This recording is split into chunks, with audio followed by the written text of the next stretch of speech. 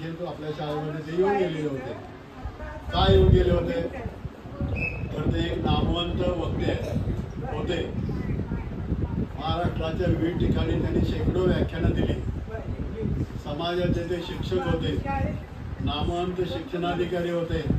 पण दुर्दैवानं मागच्या 13 नोव्हेंबरला त्यांचं आकस्मिकपणे निधन झालं आणि त्यांचे स्मरण करण्यासाठी या ठिकाणी आज बालकुमार साहित्य संमेलन या ठिकाणी खैरे सरांच्या अध्यक्षतेखाली आणि आमचे मित्र निकाडे सरांच्या मदतीनं हे संमेलन पार पडते.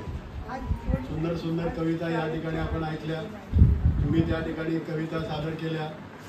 आई हा विषय होता आपल्या सर्व कवितांचा. त्याचं कारण असं होतं, संपत गायकवाड साहेब नेहमी अनेक ठिकाणी आईचं महत्त्व या विषयावर ते अगदी भावपूर्णपणे व्याख्यानं सांगायची. म्हणून मला वाटतं संदेश कत्रे सरांनी आई हा विषय निवडलेला आहे. कारण आपण ऐकतो, स्वामी तिन्ही जगाचा आई विना भिकारी, किंवा जिच्या हाती पाळण्याची दोरी ती जगाचे उद्धारी, the hand that rock the cradle rules the world असं इंग्रजीत म्हटलं जातं. आणि म्हणून मगापासून खरंच मी स्वतः त्या ठिकाणी या कार्यक्रमाचा आनंद घेतोय. चांगल्या चांगल्या गोष्टी त्या ठिकाणी ऐकायला मिळाल्या. आणि म्हणून अर्थात ही माझीच शाळा आहे, माझी स्वतःची शाळा म्हणायला हरकत नाही. लक्षात ठेवा, 2 डॉक्टरांनी अतिशय धडपडीनं म्हणजे स्वतःचा उद्योग सांभाळत, स्वतःचे दवाखाने सांभाळत तुम्हा सर्व विद्यार्थ्यांच्यासाठी अनेक विविध उपक्रम राबवले जातात. आणि आपण वाचत असाल, दैनिक सकाळ असेल, तरुण भारत असेल, विविध वृत्तपत्रामध्ये आपल्या शाळेच्या बातम्या सतत येत असतात. कारण अनेक उपक्रम तुमच्या फायद्यासाठी, तुम्हाला शिक्षण देण्यासाठी या ठिकाणी राबवले जातात. आणि म्हणून आजच्या या आनंदाच्या प्रसंगी मी ठरवलं की आज आता कथा सेशन आता सुरू झालेला आहे. त्यानिमित्तानं महाराष्ट्र राज्य साहित्य संस्कृती मंडळ यांनी प्रकाशित केलेलं गोष्टींच्या गुहेत हे पुस्तक, ज्याच्यामध्ये शेकडो कथा आहेत, हे तुमच्या ग्रंथालयासाठी मी भेट देणार आहे. तर मी माझे मित्र प्राचार्य डॉक्टर शंकर पाटील सर पुस्तक आणि आपल्या शाळेच्या ग्रंथालयासाठी आपले शिक्षक कोरे सर यांना घ्यावं.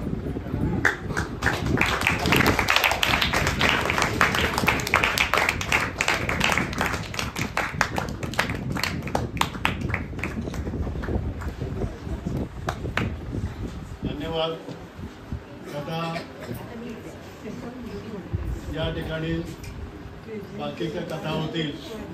मी पण एक तुम्हाला छोटी कथा सांगणार आहे. टॉलस्टॉय नावाचे एक थोर लेखक होते, रशियन लेखक होते. त्यांची कथा थोडी मी मराठी करून सांगणार आहे. ही 2 मुलींची कथा आहे. छोट्या मुली आहेत, 7-8 वर्षाच्या मुली आहेत. आपण त्यांना मराठी नाव देऊया, सीता आणि गीता. सणाचा दिवस होता आणि आपल्याकडे पद्धत आहे, सणाच्या दिवशी कुठं जातो आपण? नमस्कार करायला मंदिरात जातो. तसं या 2 मुली मंदिरामध्ये गेल्या. मंदिरातून आल्यानंतर खेळू लागल्या गल्लीतच. खेडेगावाची गोष्ट आहे. अर्ध्या रात्री पाऊस पडलेला होता आणि एका पावसामुळं छोटंसं तळं रस्त्यावर निर्माण झालं होतं. त्या मुली खेळत होत्या. दोघींच्या अंगावर चांगले आणि छान छान कपडे होते. पण आपल्याला माहिती आहे, मुलं किंवा मुली खेळताना टार्गेटपणा करत असतात. तेव्हा गीता नावाच्या मुलीनं सीता नावाच्या मुलीच्या अंगावर त्या ठिकाणी त्या खड्ड्यातलं पाणी उडवलं. सीता रडू लागली. इतक्या जोराने रडू लागली की तिचे आई वडील, तिचे आजी आजोबा सगळे त्या ठिकाणी बाहेर आले. गीता पण त्या ठिकाणी, सीताने गीताला मारलं. गीता पण ओरडू लागली. तिचे सगळे कुटुंबीय आले. भांडणं सुरू झाली आणि मग जवळजवळ अख्खं गाव त्या भांडणामध्ये सामील झालं. आणि मग तुम्हाला माहिती आहे भांडणाची सुरुवात कशी होते? ओरडून होते. नंतर शिव्या दिल्या जातात. शिव्या दिल्या तर कुणाच्या हातात काठी येते आणि मग हे लाठीमार सुरू होणार. एवढ्यात सीताची आजी पुढे आली आणि सगळ्या भांडणाऱ्या लोकांना उद्देशून म्हणाली, तुम्हाला काय देवानं अकला दिलेल्या आहेत का? आज सणाचा दिवस आहे, आनंदात राहण्याचा दिवस आहे आणि तुम्ही एकमेकाची भांडताय. ज्या 2 मुलींच्यामुळं भांडणं सुरू झालं त्या मुली कुठं आहेत? ते बघा, त्या आंब्याच्या झाडाखाली त्या मुली खेळतायत. एवढं सांगितल्यानंतर त्या आजीबाईंचं म्हणणं ऐकून त्या मुलींच्याकडे पाहिलं. खरंच त्या आनंदात खेळत होता. म्हणजे खरं भांडण कोणामुळं सुरू झालं? त्या मुलींच्यामुळं. पण त्या काय करत होत्या? खेळत होत्या. त्याच्यातून बोध आपण काय घेतला? मुलं शहाणी असतात. त्या कथेचं नावच आहे गर्ल्स वायझर दॅन मेन. मोठी माणसं जात धर्म पंथ यांच्या नावानं भांडत असतात, शिव्या देत असतात, आयुष्यभर शत्रू होतात. महाभारत वाचलं की नाही आपण? कौरव पांडव शेवटपर्यंत शत्रू राहिले. नात्यातलेच होते ना, पण शेवटपर्यंत शत्रू राहिले. मुलं शहाणी असतात, समंजस असतात, निष्पाप असतात आणि मुलांना लक्षात ठेवा, आपण कुठल्या जात धर्माच्या पंथाच्या नादाला लागायचं नाही. आपला धर्म एकच आहे. कोणता सांगा? माणुसकी. आणि म्हणून सानेबाबांनी सांगितलेलं आहे की माणुसकी हा खरा धर्म आहे आणि म्हणून माणुसकी जपत जपत जगाला प्रेम अर्पावे असा त्यांनी संदेश दिलेला आहे. धन्यवाद.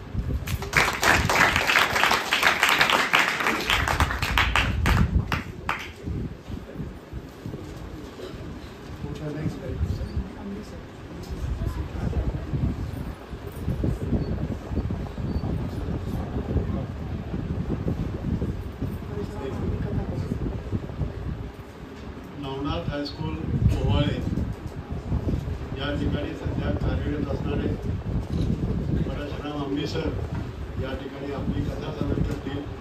जोरदार टाळ्या वाजवून त्यांचं स्वागत. नमस्कार. आज आपल्या या विद्यालयामध्ये सुवर्णयुग आलेला आहे. मराठी बालकुमार साहित्य संमेलनामार्फत गेले 29 साहित्य संमेलन झाली, परंतु ती मराठी माध्यमाच्या शाळांमध्ये झाली. परंतु योगायोगानं आज 30वं साहित्य संमेलन या ठिकाणी होत आहे. त्या साहित्य संमेलनाचे संमेलनाध्यक्ष माननीय रवींद्र खैरे सर, मराठी बालकुमार साहित्य सभेचे माननीय निकाडे सर, माझे सर्व मराठी बालकुमार साहित्य सभेचे सदस्य, या शाळेचे मुख्याध्यापक, सर्व शिक्षक वर्ग, कर्मचारी वर्ग आणि मित्रांनो, कथा ही प्रत्येकाला आवडत असते. मी अगदी छोटी कथा आपल्याला सांगणार आहे, कारण मला मीटिंगला जायचं आहे. घन घन घन घन घंटा वाजली, 7 टोल पडले आणि जेवणाची मुलांची सुट्टी झालेली होती. मुलं वर्गातून बाहेर पडायला लागली. काही जण हात धुवायला गेलेत, काही जण डबा घेऊन बसायला गेलेत, काही जण गोळका करून बसले आणि त्या ठिकाणी सर्व शिक्षक स्टाफरूममध्ये जाऊन डबा उडून जेवायला लागलेले होते. तेवढ्यात इयत्ता 6वीच्या वर्गातून दंगा ऐकू आला आणि काय गोंधळ चाललाय म्हणून त्या 6वीचे वर्ग शिक्षक त्या ठिकाणी त्या वर्गामध्ये गेले आणि त्याने आवाज दिला, कोण आहे रे?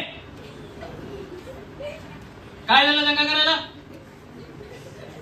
सगळा वर्ग शांत झाला. सगळे चिडीचूप बसलेले होते. त्याने विचारलं, अरे दंगा करायला काय झालं? का दंगा चालू होता तुमचा? त्यावेळी कोणच काही बोलना.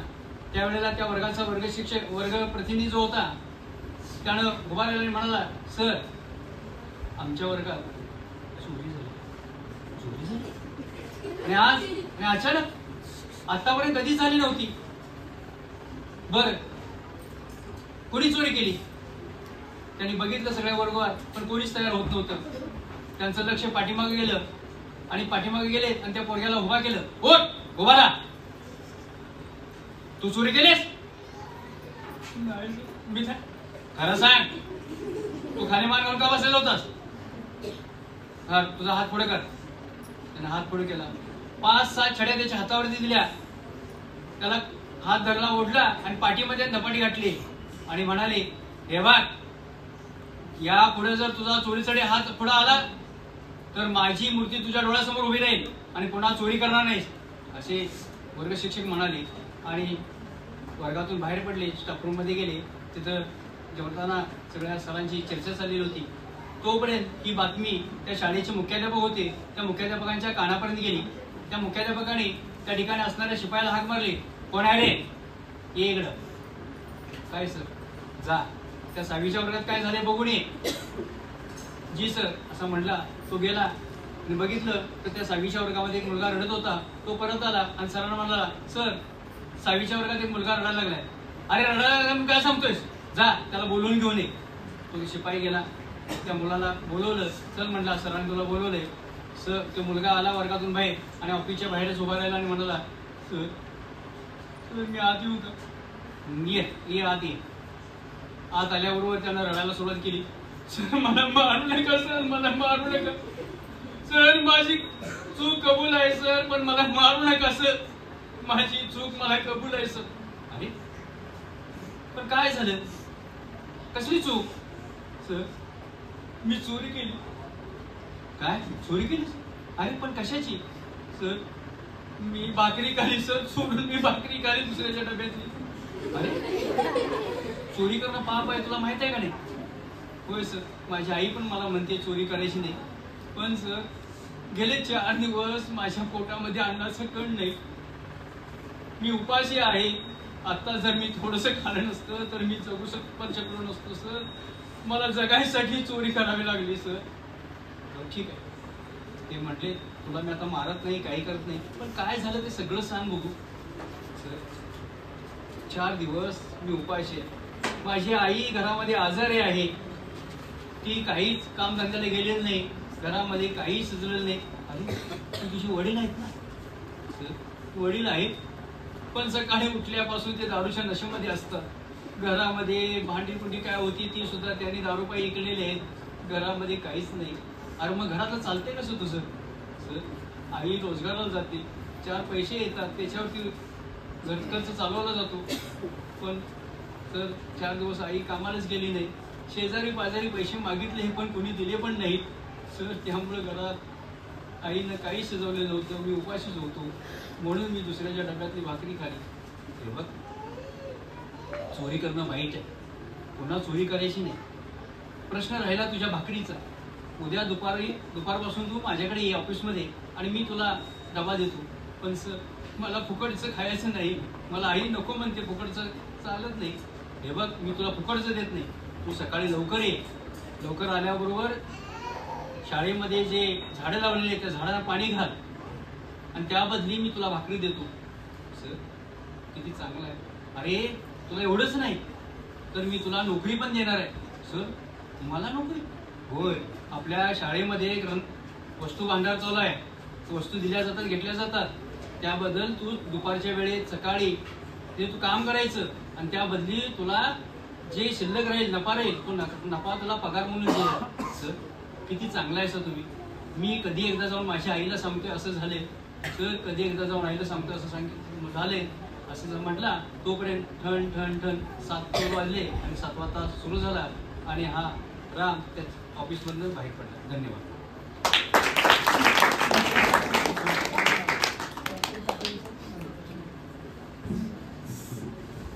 आता मी माननीय श्री दिनकर विष्णू पाटील सरांना विनंती करतो की त्यांनी आम्हाला मार्गदर्शन करावे. वेळ खूप झालेला आहे, मी फक्त 1-2 शब्द बोलणार आणि बालेची कथा फक्त सांगणार थोडक्यात.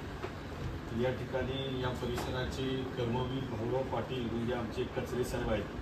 90 वर्ष त्यांचं आहे. कर्मेर अण्णांच्या नावाची संस्था सुरू केली. मीही कर्मेर अण्णांच्या संस्थेतच माझं शिक्षण पूर्ण झालेलं आहे आणि तेही कमवा शिका योजनेमध्ये.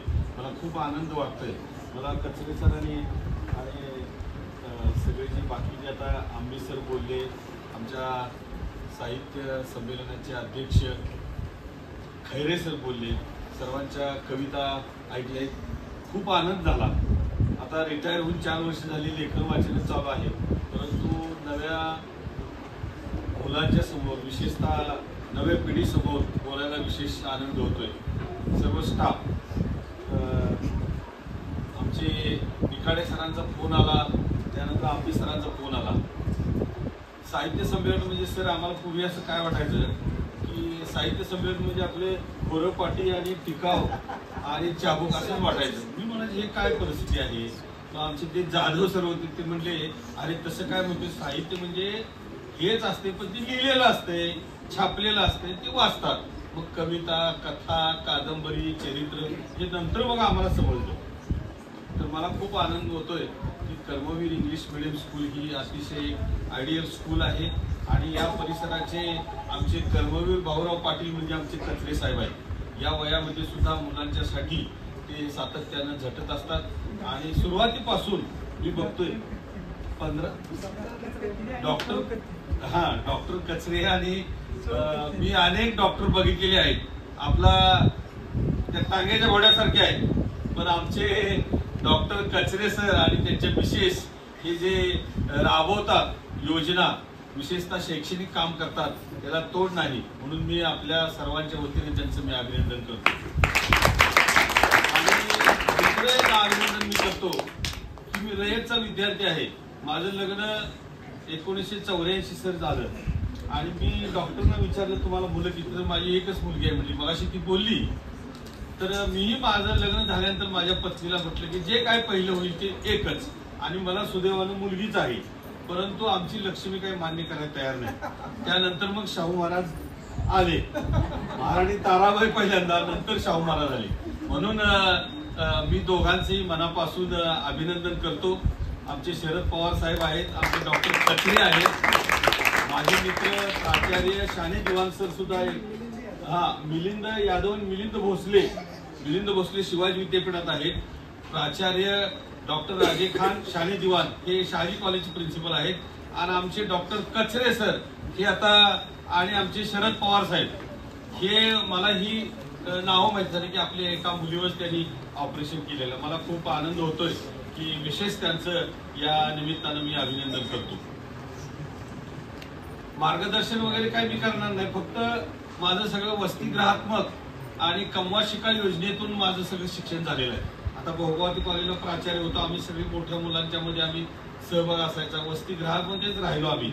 वसतिगृहामध्ये सर्व काही आम्हाला शिकायला मिळालं. सारवून काढणे, भांडी घासणे, सगळं येते. म्हणजे भांडी मला वाटतं इथं आता महिला वर्ग आमचे वटकर मॅडम आहेत, त्यांच्यापेक्षा मी चांगली घासू शकतो. का तर आम्ही बोर्डिंगमध्ये हंडे घासायचे, जेवायला वाढायचं, सगळं केलं आम्ही. पण सर तुम्हाला सांगतो, पाळीवाले आम्ही वाढायला असायचो ना, शेवटी जर जेवलं तरी कट आमच्या ताटात असायचा. तर ते दिवस सोनेरी होते. 8 वर्ष कुंडलच्या बोर्डिंगमध्ये आणि 3 वर्ष छत्रपती शाहू महाराजांच्या बोर्डिंगमध्ये आम्ही होतो. RR पाटील माझे क्लासमेट. 2 महिने आम्ही शांतिनिकेतन कॉलेजला होतो आम्ही. तर फक्त मी बल्या या नावाची कथा तुम्हाला सांगणार, ही सत्य कथा आहे. माझ्या 15 कथा आहेत. तर बल्या नावाचा एक आमचा मित्र होता. बल्या नावाचं म्हणजे 8वी, 9वी, 10वी, 11वी कुंडलच्या हायस्कूलमध्ये, पैतीज हायस्कूल कुंडलमध्ये. तर बल्या माझा मित्र कसा, तर कुंडलच्या बोर्डिंगमध्ये त्याची आई भाकरी करायला यायची, स्वयंपाक करायला यायची. आणि 1 नंबरचं टार्गेट पोरगं. त्याचं नाव प्रल्हाद ओतारी. त्याचा भाऊ मोठा एक तिरोस कॉलेजला सर्व्हिसला होता आणि तो 1 नंबरचा टार्गेट. दुसरा एक नलवडे मुलगा, वर्गात पोरं दादागिरी करायची. तर दादागिरी करणाऱ्या पोरांचं कशाला नाव काढत बसायचं. पण मी पहिला, दुसऱ्या किंवा तिसऱ्या बेंचवर मी बसणार. मग बल्याजवळ मीच बसायचा, कारण बाकीची त्याच्याजवळ कोण बसायचे नाही. तो काहीतरी सारखा भांडण तांडा करायचा. मग त्याला आम्ही प्रल्हाद ओतारे त्याचं नाव असलं तरी त्याला बल्याच म्हणत होतो आम्ही. मग आमच्या कुलकर्णी मॅडम, आम्हाला त्यांना मॅडम म्हणायचं त्यावेळेला आम्ही बाई म्हणत होतो. कुलकर्णीबाई आम्हाला मराठी शिकवत होत्या. आणि एक दिवशी आल्या आणि म्हणाल्या आज वक्तृत्व स्पर्धेची नावं द्या. आता वक्तृत्व स्पर्धा म्हणजे अर्थच काय माहिती नाही हो. मग सगळ्यांनी नावं दिली. पहिल्या म्हणला त्याचं की नाव. मी म्हटलं अरे वक्तृत्व स्पर्धा याचा अर्थ काय, त्याचं नाव म्हटलं. मी म्हटलं अरे मला काय ह्यातलं माहिती नाही, माझं द्यायचं म्हटलं. त्याचं नाव दिलं प्रल्हाद ओतारी. कुणाचं नाव दिलं, मी म्हटलं तुझं नाव दिलं. आता वक्तृत्व याचा अर्थ काय माहिती नाही म्हटलं तर आपल्याला कसं नाव द्यायचं, त्याला माहिती असणार. मग तो तास नावं देण्यात गेला आणि तो आठवडा गेला, दुसरा आठवडा गेला.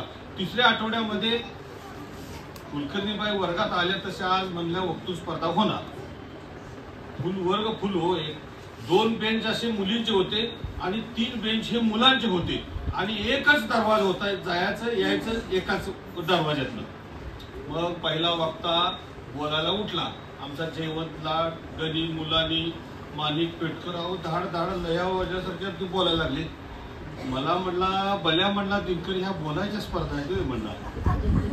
पण आता उठून जावं तर पोरं हसणार, बसावं तर काय बोलायचं. मला म्हणला ते यादीत नाव कुणाचं आहे तेवढं बघून यायचं म्हणला. परत मी जाऊन बघितलं तर मी म्हणलं बाबा प्रल्हाद होतारे तुझं नाव आहे, 4 नंबरला तुझं नाव आहे म्हणलं. बर म्हणलं त्याला काय सूचना झाले काय करायचं काय नाही. मग म्हणला मी म्हणलं बाबा तू काय सांगशील तसं करतो. आता म्हणला दिनकर एकच करायचं काम, तर काय करायचं. मी म्हणला त्यावेळेला कसं आमची खाकी हाफ पॅन्ट आणि पांढरा हाफ शर्ट इनशर्ट केलेला. मी म्हणला खिशात हात घालतो आणि स्टेजवर जातो, एकदा मुलांच्याकडे बघतो, पुन्हा मुलींच्याकडे बघतो, पुन्हा स्टेजकडे बघतो, पुन्हा बाईंच्याकडे बघतो आणि शेवटी तुझ्याकडे बघितले की टाळ्या वाजवायचं. प्रल्हाद होतारी त्याचं नाव घेतलं, तो गेला. तो खिशात हात घालून आपला उभा राहिला, हसायचा टेबल ठेवलेला होता आणि त्याला काहीच बोलायला झाले, नुसतं इकडे तिकडे बघायचं. मग मुलांच्याकडे बघणार, मुलींच्याकडे बघणार, स्टेजकडे बघणार आणि बाईंच्याकडे बघितल्यावर बाई म्हणले प्रल्हाद बोल. प्रल्हादचे 1 नाही 2 नाही. वक्तृत्व स्पर्धा म्हणजे काय असते हे आम्हाला त्या दिवशी कळालं. मग असं 2-3 वेळ केलं त्यानं. एकदा मुलांच्याकडे बघणार, मुलींच्याकडे बघणार, स्टेजकडे बघणार, बाईंच्याकडे बघणार. माझ्याकडे बघितलं की त्यानं काय सांगितलं, तुझ्याकडे बघितलं की टाळ्या वाजवायच्या. मग टाळ्या वाजवल्या की जरा सगळीच मुलं टाळवायचं, एक मॉब सायकॉलॉजी असते. असं 2-3 वेळ झाल्यानंतर तो बसला, काही बोलला नाही, इकडे तिकडे बघितलं बसला. पुन्हा नंतर 4 वक्ते बोलले आणि सभा वक्तृत्व स्पर्धा संपल्यानंतर आम्ही सगळी बाहेर आलो. पोरं त्याला काय म्हणायला लागली, भले तुला बोला येत नव्हतं तर मग गेला होतास कशाला. त्याने 1-2 ऐकून घेतलं, सगळी होती गण्या बिण्या सगळी आहो बोलत होती. काय म्हणले तुला बोला येत नव्हतं तर तू गेला होतास कशाला. भल्यानं काय म्हणावं, तुम्ही म्हणला एवढं बोलला, कुणी टाळी वाजवली का. मी न बोलता टाळी वाजवली म्हणला. त्या दिवशी आम्हाला वक्तृत्व स्पर्धा म्हणजे काय आम्हाला कळालं. भल्याची कथा ही जवळजवळ सगळीकडे सांगितलेली आहे. तर हा आम्हाला असा प्रसंग असतोय की मुलांचं वयच असं असतं की कशाला काय म्हणायचं काय माहिती होत नाही. आम्ही कॉलेजच्या पहिल्या वर्षाला होतो आणि संगीत स्पर्धा होती. आम्ही क्लासला जायचो. मग आम्ही क्लासला बाबा इंग्रजीच्या क्लासला जायचो आम्ही. म्हटल्यानंतर मग मुली कुठल्या क्लासला जातील. मग आमच्या वर्गातल्या काही मुली संगीताच्या क्लासला जायच्या. मग माझ्या मित्राला मी म्हटलं बा ह्या मुली कुठे जाते एकदा तास चुकून बघूया म्हणलं. मुली पुढं आम्ही पाठीमागे, मुली पुढं आम्ही पाठीमागे बघतोय. तर तिथं मग संगीत विद्यालय तिथं त्या हे असतात. मग आम्ही म्हटलं संगीत याचा अर्थ काय. मग आमच्या सरांना विचारलं, आता जा म्हटले उद्या सांगतो, आज काय सगळं सांगत नाही. तर अशा ह्या स्पर्धा असतात, हस्ताक्षर स्पर्धा, निबंध स्पर्धा, वक्तृत्व स्पर्धा. तर बल्या ही आम्हाला बल्या 4 वर्षापूर्वीच गेला. तर असा हा बल्या आपल्यामध्ये सुद्धा आपल्याला ह्या सगळ्या स्पर्धा कळायला पाहिजे. मला खूप आनंद होतोय की इंग्रजी मीडियम मध्ये मला वाटते पहिली शाळा असेल की हे साहित्य संमेलन घेणार. धन्यवाद.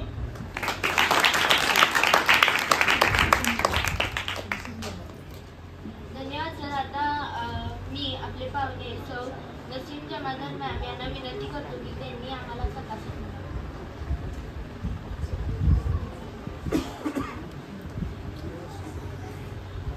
नमस्कार.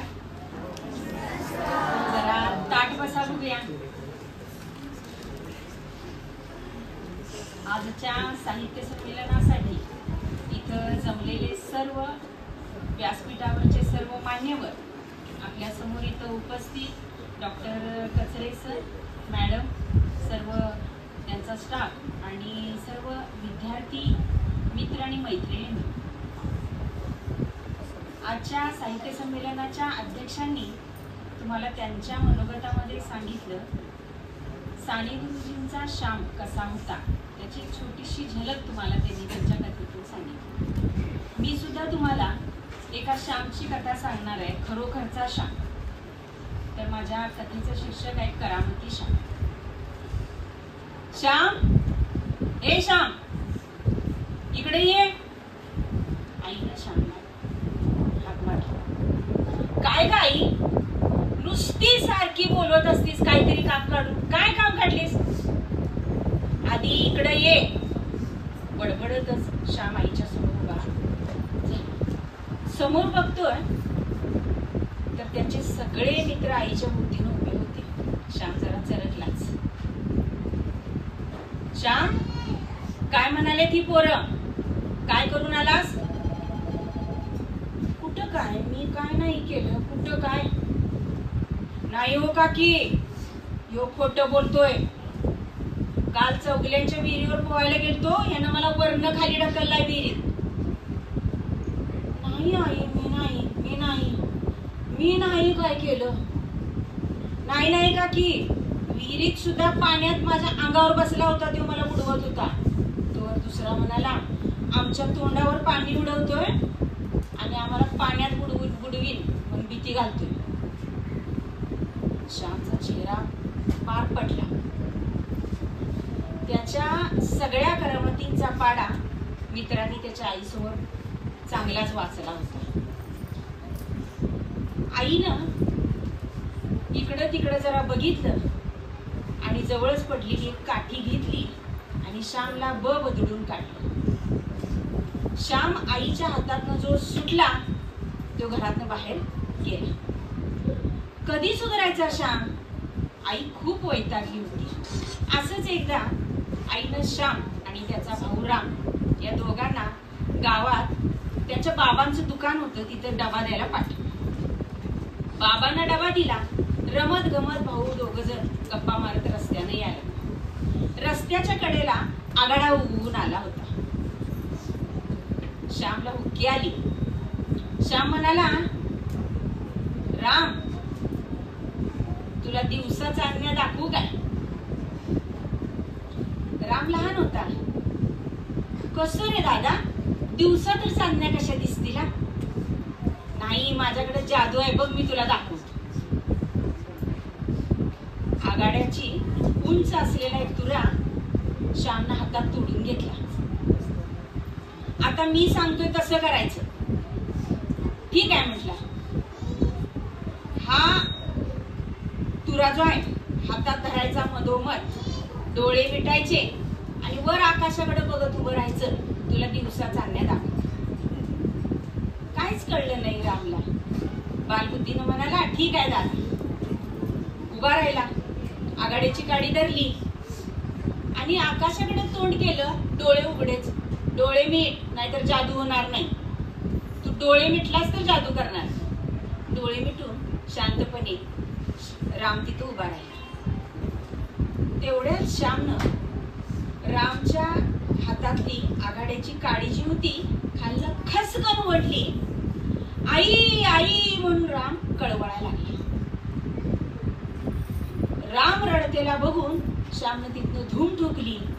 रामनं हात उघडून बघितले तर हातामध्ये आघाड्याचे काटे सगळे घुसलेले होते. हात रक्तबंबाळ झाला होता. राम कळवळून रडायला लागला. जवळच खेळणारे त्याचे मित्र तिथले गल्लीतले जमले. रामची वरात पुन्हा आईच्या समोर उभी राहिली. आईनं सगळा प्रकार ऐकला. येऊ दे जरा, त्याला बघतो. संध्याकाळपर्यंत श्याम काय घरात आलाच नाही.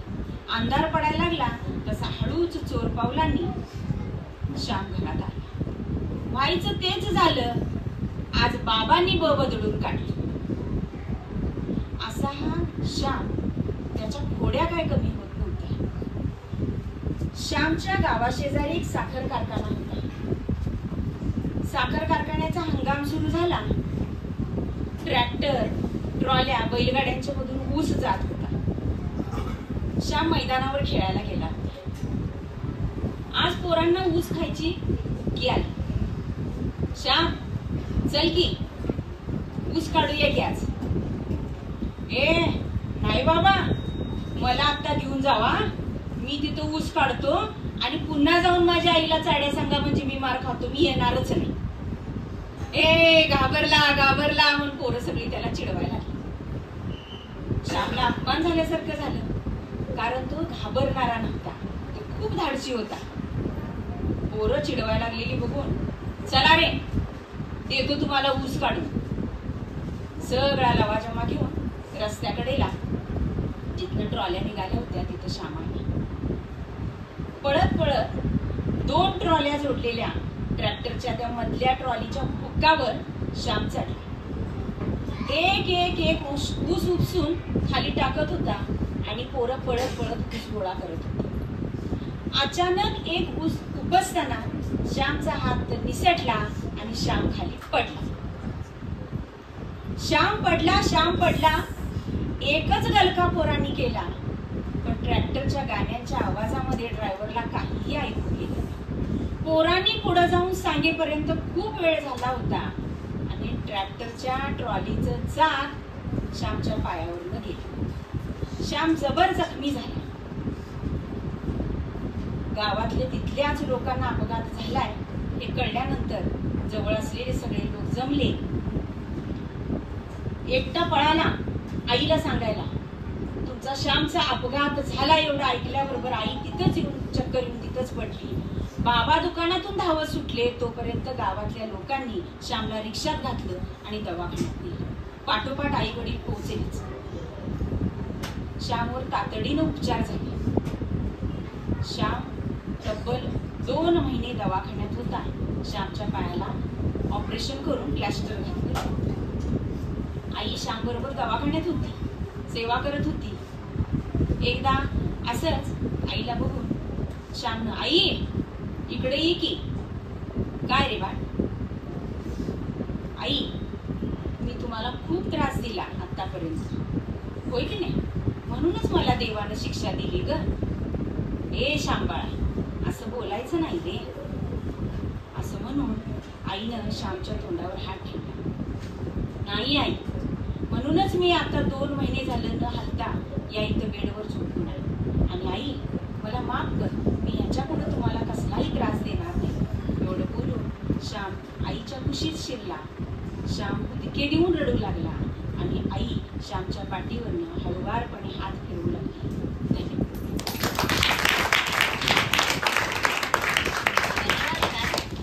आता मी आपले पाहुणे माननीय श्री अनिल शिंगारे सर यांना विनंती करतो की त्यांनी आम्हाला एक कथा सांगावी.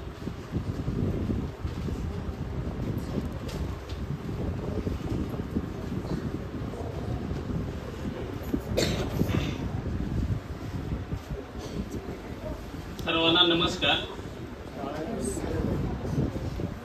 आज मराठी बालकुमार साहित्य सभा कोल्हापूर यांच्या वतीने 30वे साहित्य संमेलन आपल्या कर्मवीर इंग्लिश हायस्कूल येथे संपन्न होत आहे.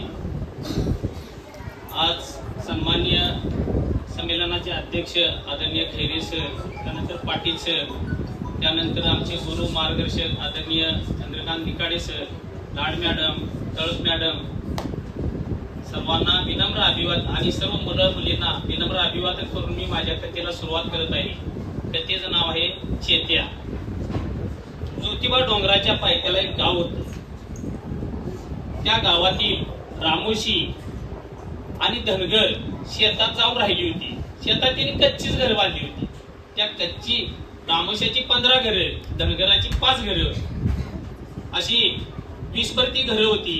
आणि तिथं डोंगराच्या कडेला 10-12 गोपाळांची घरं होती. त्या सर्वांच्यासाठी सरकारने शाळा काढली होती, वस्ती शाळा काढलेली होती. वस्ती शाळेसाठी तिथल्या एका रामोशानं जागा दिली होती. जागा कसली? गोठास. त्या गोठ्यामध्ये मेंढरं बांधली जायची, शेळ्या बांधल्या जायच्या, गाढवं बांधली जायची, घोडी बांधली जायची आणि सगळ्या कोंबड्यांची खुराडे तिथंच होती. ती जागा उदार अंतकरणानं एका रामोशानं शाळेसाठी दिलेली होती. त्या शाळेमध्ये शेवाळे गुरुजी काम करत होते. शेवाळे गुरुजी तिथल्या रामोशाच्या मुलांना, गोपाळांच्या मुलांना बोलावून आलं आणि त्या शाळेमध्ये शिकवत. एके दिवशी गुरुजी शाळेमधील मुलांना गोल करून शिकवत होती. तेवढ्यात शेजारची एक बाई आपल्या मुलांना काके घेऊन आली आणि गुरुजींना म्हणाली, गुरुजी, आमचा चेत्या तुमच्या शाळेत बसणार म्हणतो. का हो? तो तर पहिलीला आहे ना, बालवाडीला आहे ना, मग इकडं आणलंय, त्याला तिकडं बसवा. तर बालवाडीतली पोरं त्याला मारत्यात म्हणून तो त्यासनी मारून आलाय मग त्याला मारल्यावर त्याच्या बाईने मारल्यावर तो म्हणतोय मी आता त्या बाईच्या शाळेत जाणार नाही. मग बर बसू दे, शेवाळे गुरुजी म्हणाले बर बसू दे. मग दोन करून शिकवत होते गुरुजी आणि तेवढ्यात ती बाई सोडून निघालेली ती परत आली आणि गुरुजींना म्हणाली गुरुजी आमच्या चेत्याकडे व्हायचं लक्ष द्या. का बरं? काय नाही, खोकला होता म्हणून सकाळी त्याच्या आज्याचं जरा औषध दिलं. म्हणजे काय हो, म्हणजे दारूच्या टोपात दिली. अहो काही शहाणं बी नाही काय, एवढ्या बारक्या पोराला कोण दारू देत का? काही तर झालं म्हणजे एवढ्याला चुकी झाली, इथनं पुढे देत नाही असं म्हणून ती बाई घराकडे गेली. गुरुजी शिकवायला लागले. गुरुजी शिकवत होते तेवढ्यात धपाक करून आवाज आला. गुरुजीने मान करून वर बघितलं तर चेत्या वर्गाच्या पाईपवर सारखं चढायचं वर उडी मारायचं, सारखं वर चढायचं वर उडी मारायचं. अरे चेत्या मरची बिरची खाली उतर, खाली उतर, डोसकं बिस्कं कुठलं तर तुझ्या आई माझ्या नावानं ओरडेल असं गुरुजी म्हटल्यावर मग चेत्या ग बसला. मग गुरुजी शिकवायला लागलं. 9:30 वाजले. 9:30 वाजल्यावर गुरुजींनी मुलांना जेवायला घातले. शाळेत जेवण आले, मुलं जेवली आणि 10 मिनिटं खेळा जावं म्हणली. मग मुलं खेळायला लागली. तेवढ्यात एक जण मुलगा आला, गुरुजी गुरुजी चेत्या काय करतोय बघा की. मग काय करतोय बघायसाठी गुरुजी कुथाला गेले तर चेत्या चौथीच्या पोराला मांडी खाली हात घालून उचलायला लागल्या. अरे चेत्या काय चाललंय? मग गुरुजींच्या ध्यानात आलं की सकाळी त्याच्या आईने दिलेल्या औषधाचा परिणाम आहे. मग गुरुजी त्याच्या लक्षात आलं. मग गुरुजी असं दररोज त्यांना मुलांना, तिथली मुलं तिथले त्यांचे पालक सगळे व्यसनी होते. कुणी दारू पित होतं, कुणी तंबाखू खात होतं, कुणी गुटखा खात होतं, सगळे व्यसनी होते पालक. म्हणून मग गुरुजी शेवाळे गुरुजी मुलांना सांगायचं तुम्ही गुटखा खाऊ नका, दारू पिऊ नका, तंबाखू खाऊ नका, नाहीतर कॅन्सर होते, लवकर मरते असं गुरुजी त्यांना सांगायचं. म्हणजे व्यसनाचं महत्व सांगायचं. तुम्ही खाऊ नका, तुमच्या पालकांना खाऊ देऊ नका. मग एके दिवशी गुरुजी शाळेला येत होते. तेवढ्या चेत्या त्यांच्या गाडीच्या आडवास उभा राहिला आणि आडवा गुरुजी थांबा, गुरुजी थांबा म्हणून गाडी आडवा उभा राहिला. मग गुरुजी थांबली. का रे चेत्या? गुरुजी त्या अग्नीच्या भावाला मी जिवंत मारणार आहे. का रे काय झालं? मला कुत्र्या म्हणतोय देव. चेतन तू आधी शांत हो, बघूया मी त्याला मारतो. बघा नाही तर मी त्याला मारणार म्हणजे मारणार. बघा तू शांत हो पहिला, मी त्याला बघतो काय करायचं. तू शांत हो बघूया असं म्हणून त्याची कशी कशी समजूत काढली. गुरुजी शाळेत आले.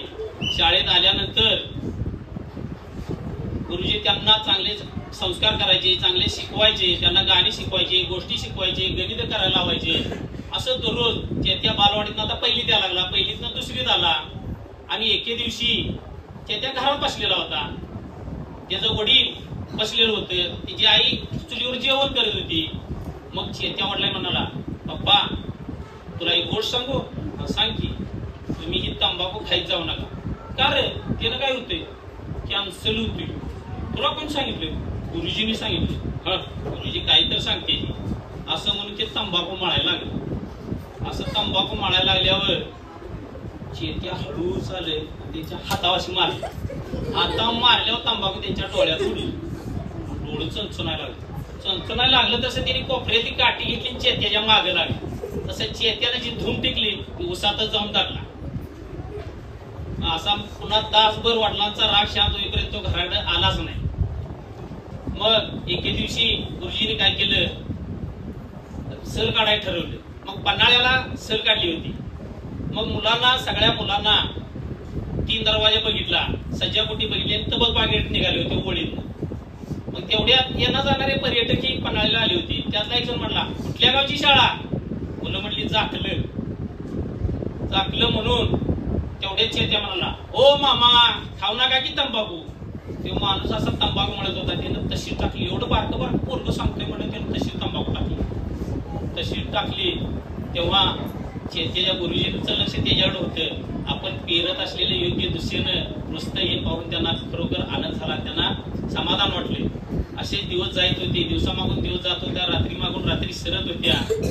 4-5 वर्षे त्या शाळेत काम केल्यामुळे त्या शेवाळे गुरुजींची बदली झाली बदली झालेलं चेत्याला समजलं. चेत्याला लगेच वडिलांच्या फोनवरनं फोन केला, गुरुजी तुमची बदली झाली हा. सांगाव का नको या विचारात गुरुजी म्हणाले, होय माझी बदली झाली. आम्ही मोर्चा काढू. नको बा आता काय होणार नाही. तर मग आता तुमची आठवण आली, आम्ही कुठं जायचं, माझ्या घरी यायचं. तर असं म्हणून चेत्यानं मग फोन ठेवला. गुरुजी शेवटच्या दिवशी सगळ्या मुलांना भेटायला गेले. भेटायला गेल्यानंतर सगळी मुलं आली होती, सगळी तिथली वस्ती जमलेली होती आणि चेत्याही आला होता. गुरुजींना म्हटला, गुरुजी मी आता त्या शाळेत जाणार नाही, मी आता तुमच्या शाळेत येणार. गुरुजी म्हणाले, माझी शाळा तुला लांब पडेल, तू याच शाळेत शिक. तो म्हणाला, नाही मी तुमच्या शाळेत येणार. असं म्हणून चेत्याचे डोळं बघून आलं होतं, गुरुजीचंही डोळं बघून आलं होतं.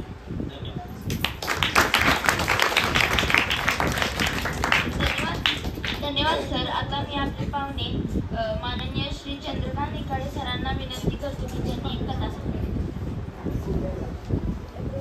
माझ्या कथेचं नाव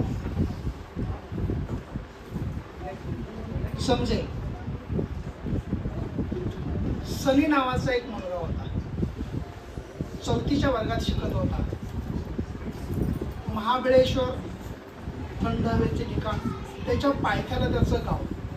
त्याचे बाबा महाबळेश्वर मधल्या एका हॉटेलमध्ये लिपिकाचं काम करायचे, आई घरकाम करायची. 4थीच्या वर्गात शिकत असताना एक दिवस सनीला ताप आला. आई दवाखान्यात घेऊन गेली सरकारी, पण इलाज झाला नाही. त्याची दृष्टी अधू झाली. 5वीत गेला, आणखी अधू झाली.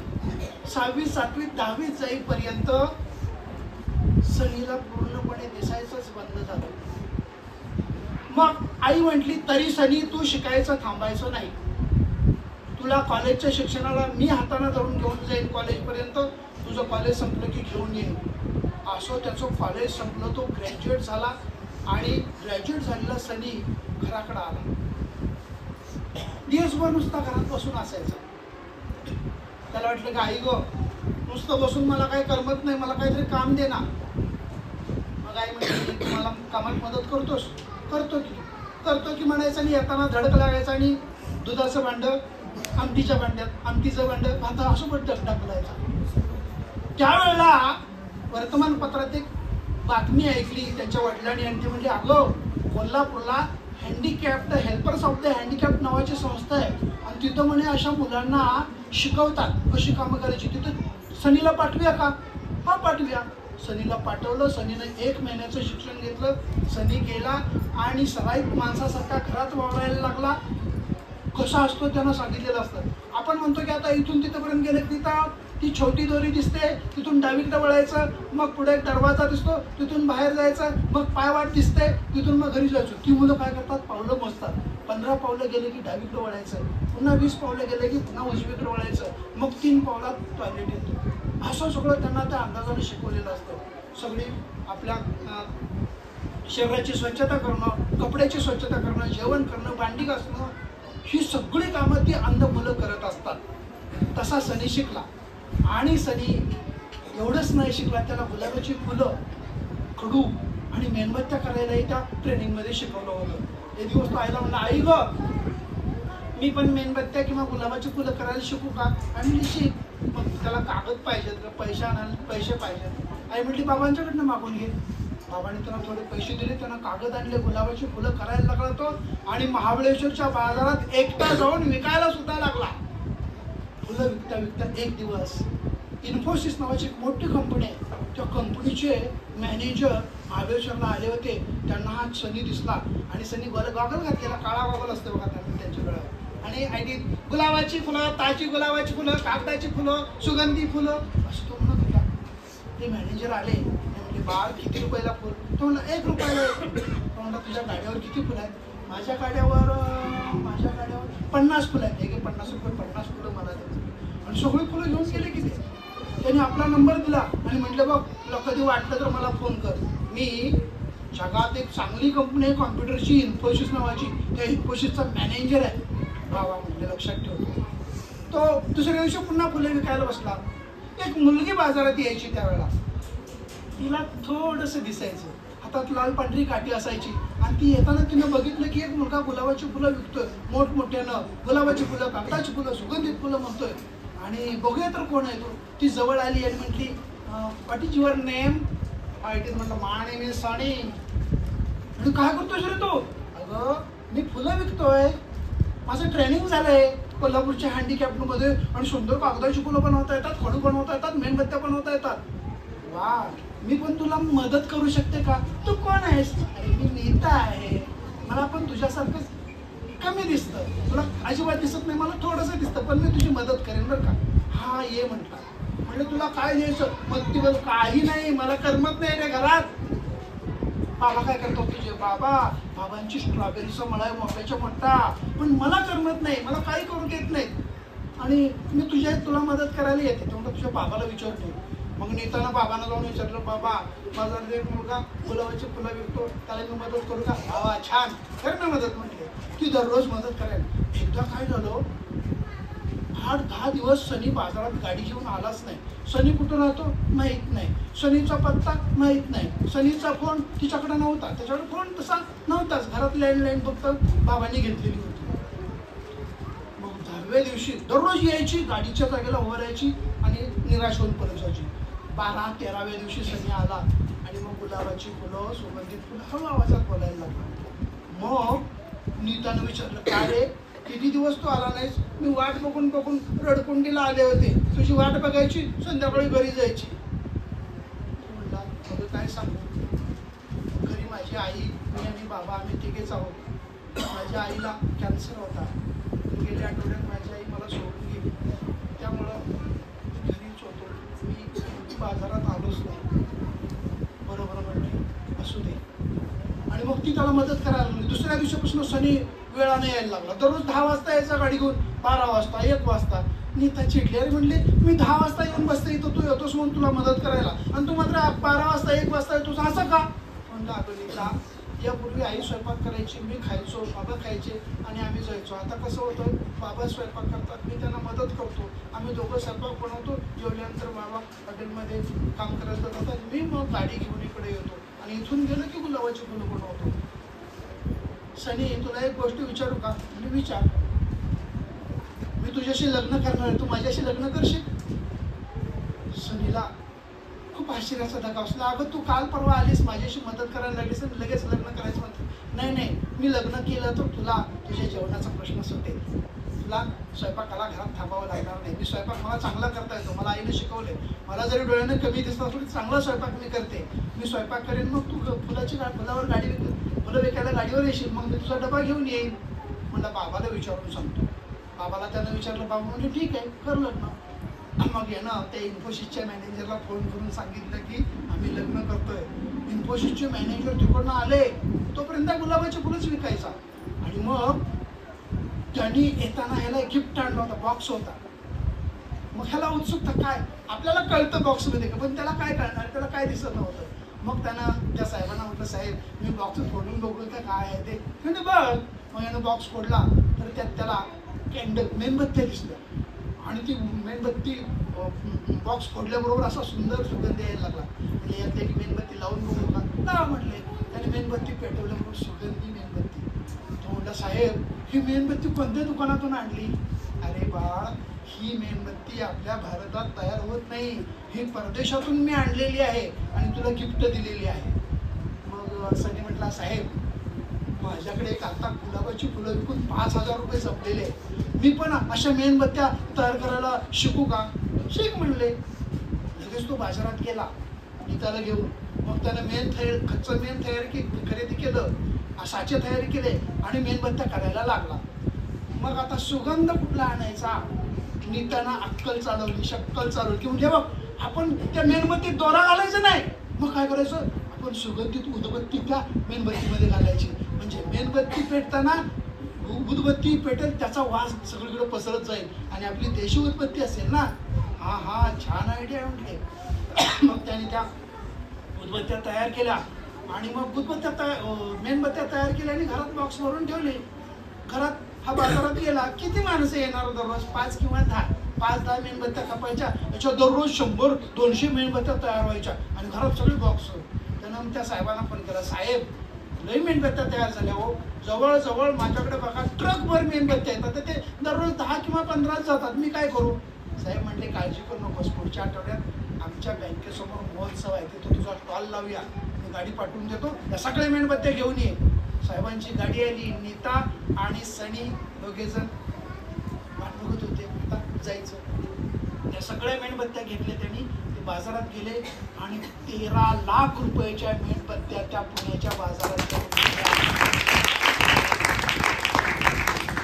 साहेबांनी सुचवलं, सनी तुझ्या मेणबत्त्या आहेत रे, पण नाव नाही, ब्रँड पाहिजे ना. होय होय साहेब, ब्रँड पाहिजे. तुला दिसत नाही रे, पण आम्हाला दिसतंय ना, त्या मेणबत्तीवर काहीच नाही. मेणबत्तीचा ब्रँड पाहिजे, A1 कापूर, ओके कापूर, तसं काहीतरी पाहिजे ना त्याच्यावर. म्हणलं ठीक आहे. दोघे जण घरी येताना ते पैसे घेऊन आणखी बाजार खरेदी करून आले आणि नीताला म्हणतात, त्यांना नीता आपल्या मेणबत्तीला काय नाव द्यायचं ग?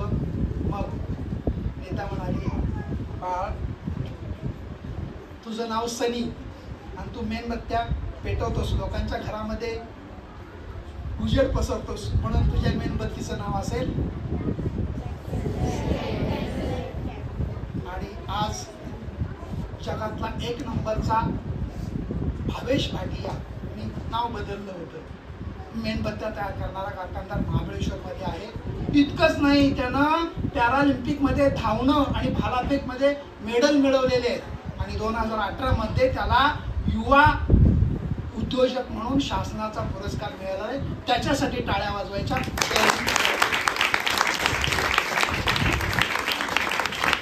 धन्यवाद सर. आता मी आपले पाहुणे माननीय ही जी आहे ही ब्रेल लिपी आहे. अंध मुलांना ही वाचता येते, पण नुसती अशी नसते. त्याला सुईच्या किंवा दाबण किंवा टाचणीच्या सहाय्यानं जिथं काळं दिसतं तिथं असं टोचायचं असतं, मग तो भाग फुगीर भाग होतो. आपण नेहमी वरनं डोळ्यांनी वाचतो, पण ती मुलं खालनं वाचतात. असं खाली बोट फिरवतात. जितके उंचावटे लागतात, तिथं 3 उंचावटे आहेत वेगवेगळ्या जागी, ते त्यांच्या हातात लागले, त्यांना ओळखतं की हा 1 आहे, हा 2 आहे, हा 3 आहे, 4 असे काम ओळखतात, अक्षरे ओळखतात. ही अल्फाबेट आहे त्याचा. तुम्ही नेटवर सर्च केला तर तुम्हाला लगेच हे सगळं बघायला मिळेल. अल्फाबेट आणि हे अंक आहे. धन्यवाद.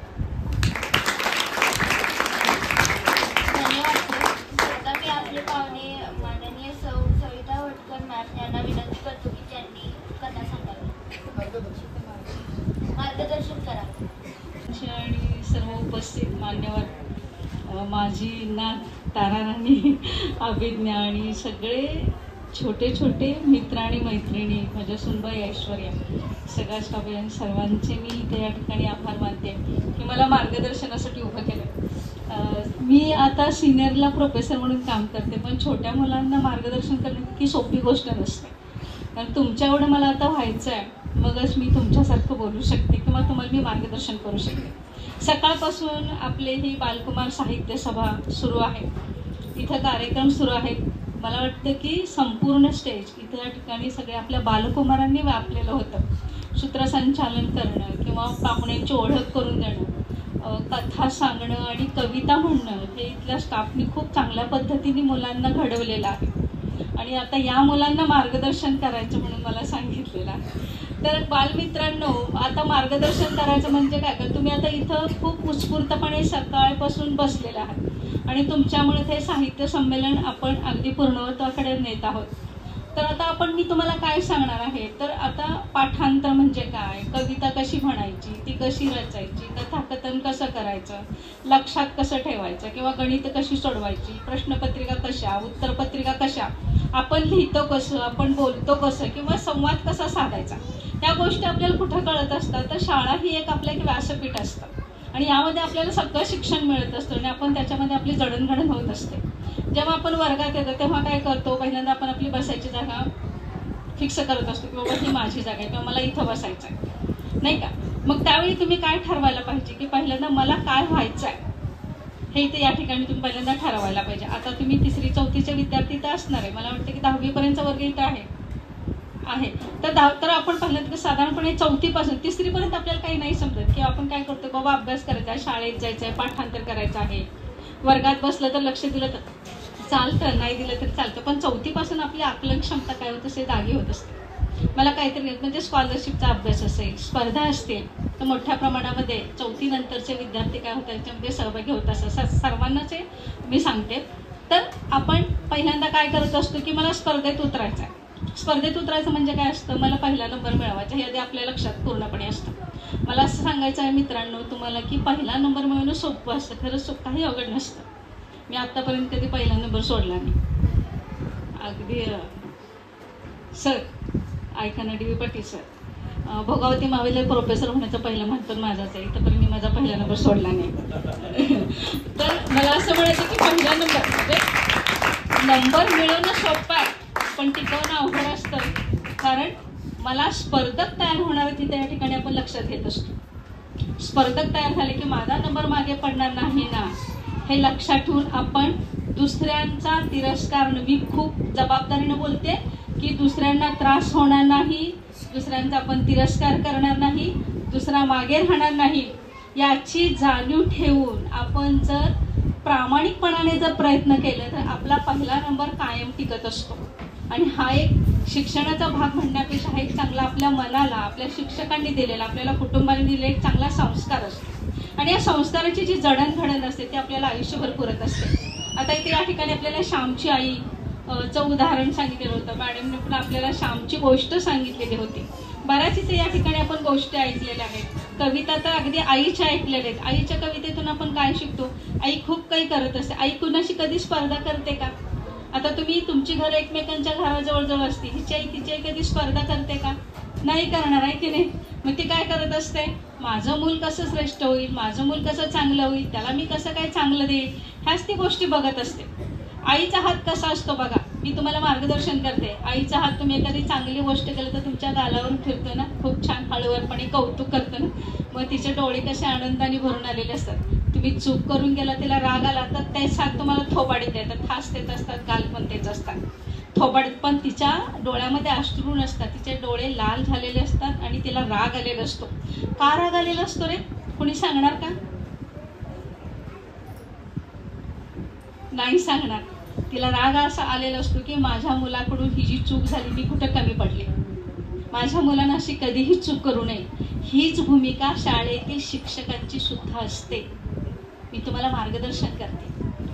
हीच भूमिका शाळेतील शिक्षकांची सुद्धा असते. तुमचे पालक तुम्हाला सकाळपासून सायंकाळपर्यंत शाळेत अगदी शिक्षकांच्या जीवावर सोडलेलं असतं. मग इथं तुम्ही शाळेत येता, शिक्षण घेता, जेवता, खेळता, अभ्यास करता, नावारूपाला येता, चांगली चांगली पोस्ट मिळवता, चांगल्या चांगल्या गोष्टी तुम्हाला मिळतात, पुढची पिढी घडवण्याची क्षमता तुमच्यात निर्माण करत असतात. हे सुद्धा तुमच्या घराबाहेरचे आई वडीलच असतात, हे तुम्ही तर या ठिकाणी लक्षात घ्यायचं. शिक्षकांनी सांगितलेलं मनापासून ऐकावं, काळजीपूर्वक ऐकावं, सांगितलेला अभ्यास वेळच्या वेळी करावा. मुलांनी तर या ठिकाणी खूप चांगल्या पद्धतीने पाठांतर करून आपली इथं पाहुण्यांची ओळख खूप चांगली गोष्ट आहे. पाठांतराची क्षमता या वयात खूप चांगली असते. मला असं म्हणायचं की आम्ही 3री-4थीला असताना आमच्या बाई आम्हाला मारायच्या की अंकल्पी सगळी पाठ करून घेतली होती. आजही मला पावकी, निमकी, पाऊणकी, सवाईकी, दीडकी, अडीचकी तोंडपाठ आहे. कशामुळे पाठ आहे तर ते आम्हाला मारायचे आणि ते माराच्या भीतीने आम्ही ते पाठ करायचो. बरं, आता शाळेत मारलं तर शाळेत का मारलं जर घरी कळालं तर घरात आणि मार बसायचं. म्हणजे ह्या गोष्टी आम्हाला नको असायच्या. म्हणजे अपमान किंवा दुसरी चिडवतील किंवा मला आलं पाहिजे कारण नेमकं नाही आता सांगता येणार, पण पाठांतराची क्षमता ही लहानपणी खूप चांगली असते. आणि मला वाटते की सर्व शिक्षकांचं अभिनंदन मी या ठिकाणी करते की तुम्ही तुमच्या मुलांना पाठांतराची क्षमता तुमच्या मुलांच्या मध्ये खूप चांगल्या पद्धतीने निर्माण केलेली आहे. मुलं खूप छान पाठांतर करतात, मुलं खूप छान कविता वाचतायत. अगदी म्हणजे आम्ही इतके वयाने मोठे आहोत त्यांच्यापेक्षा, तरी ती आमची ओळख खूप चांगल्या पद्धतीने करून देतात. आणि इथं काय पाहिजे, खूप चांगली शाळा आहे. आणि मला इथे या ठिकाणी बोलण्याची संधी दिली, मुलांना मार्गदर्शन करायला सांगितलं. मार्गदर्शन करणं खूप तासाची गोष्ट असते, अगदी 5-10 मिनिटात नाही होणार. पण मुलं सकाळपासून बसले, ते आता कंटाळलेले आहेत, त्यांना जरासं पाय मोकळे करायचे आहेत. आणि आपलं साहित्य संमेलन त्या ठिकाणी उत्स्फूर्तपणे साजरं होणं आणि पूर्णत्वाला नेण्यामागे हा मुलांचा खूप मोठ्या प्रमाणामध्ये सहभाग आहे. शिक्षकांनी त्यांना कसं बसायला पाहिजे, खूप पद्धतीने बसलं पाहिजे, शांतपणे ऐकलं पाहिजे. शिक्षक सुद्धा इथे या ठिकाणी अगदी डोळ्यात तेल घालून मुलांच्याकडे पाहत आहेत. त्यांना अगदी ओळीनं बाहेर नेण्याने 5 ते 7 मिनिटामध्ये इथून बसणं, मोठी मुलं नाही ऐकत, ती कधीच निघून गेली असती. पण लहान मुलांना सांभाळणं इतकी सोपी गोष्ट नसते. म्हणून मी म्हणते की आम्ही मोठ्या मुलांना शिकवतो, मोठ्या मुलांना आम्ही सांगत असतो, पण लहान मुलांच्या समोर उभं राहणं, त्यांना सांगणं इतकी सोपी गोष्ट नसते. लहान मुलांना सांभाळलेले शिक्षक खरं तर श्रेष्ठ असतात. सर्वात श्रेष्ठ कुठला शिक्षक असेल तुम्ही म्हणता, तो अंगणवाडीचा शिक्षक असतो, कारण तो लहान मुलांची खूप जडणघडण करत असतो. त्याला बस म्हणलं की तो बसत असतो, त्याला खाऊ घालणं, त्याची शिशुसुद्धा करणं, काढणं, स्वतःला स्वच्छ करणं, या सगळी कामं त्या बायका करत असतात, त्या स्त्रिया करत असतात, त्या शिक्षिका करत असतात. म्हणून मी त्या ठिकाणी सर्व शिक्षकांना, मी या ठिकाणी शेवडे गुरुजी सुद्धा शिक्षकच होते आणि त्यांनी त्या ठिकाणी बालकुमार साहित्य संमेलनाची सुरुवात केली आणि 30वं साहित्य संमेलन त्या ठिकाणी आपण पूर्णत्वाकडे नेतो. रावा शेवडे गुरुजी आणि समस्त जगभरातील सर्व शिक्षकांना विनम्र अभिवादन करून मला या ठिकाणी मार्गदर्शन करण्याची जी संधी दिली त्याबद्दल मी सर्वांचे आभार मानते आणि मी माझे 2 शब्द संपवते. धन्यवाद.